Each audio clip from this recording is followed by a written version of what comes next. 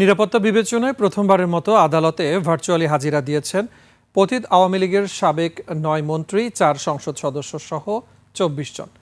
আইনজীবীরা জানান, নিরাপত্তা ঝুঁকি এবং জনগণের ক্ষোভের কারণে প্রায় উত্তেজনাপূর্ণ পরিস্থিতির সৃষ্টি হয়। এ কারণেই ভার্চুয়াল ব্যবস্থা গ্রহণ করেছে আদালত। দীপু শিকদারের রিপোর্ট, সঙ্গে ছিলেন আরিফুল ইসলাম।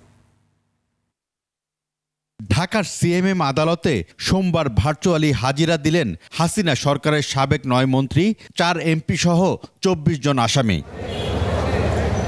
মেট্রোপলিটন ম্যাজিস্ট্রেট মোহাম্মদ এহসানুল ইসলামের আদালতে কারাগার থেকে অনলাইনে হাজিরা দেয় আসামিরা।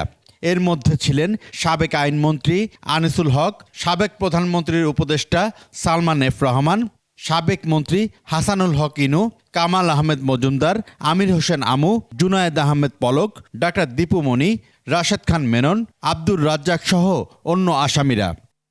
আইনজীবীরা বলছেন, আসামিদের নিরাপত্তা এবং সময় আর রাষ্ট্রীয় খরচ বাঁচানোর জন্য এমন পদক্ষেপ। যে সকল আসামি রয়েছে, রাজনৈতিক আসামি রয়েছে, তাদেরকে তো প্রোটেকশনের মধ্যেই নিয়ে আসতে হয়, কারণ তাদের বিরোধী দল রয়েছে এবং নানা রকম তাদের উপরে আক্রমণ হয়। আমরা দেখেছি ডিম নিক্ষেপ সহ বিভিন্ন কার্যক্রমও দেখেছি।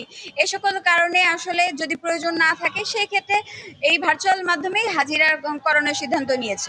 প্রতি সোমবার এবং বুধবার এই 2 দিন এই রিমান্ড শুনানির জন্য আদালত প্রস্তুত করা হয়েছে। আজ সোমবার হওয়ার কারণে এই আসামিদেরকে আদালতে উপস্থাপন না করে তাদের ভার্চুয়ালি তাদের হাজিরা শুনানি করা হয়েছে। জুম প্ল্যাটফর্ম ব্যবহার করে কারাগার থেকেই ভার্চুয়াল হাজিরা নেওয়া হয় বলে জানান তারা। দীপু শিকদার, ২১ টেলিভিশন, ঢাকা।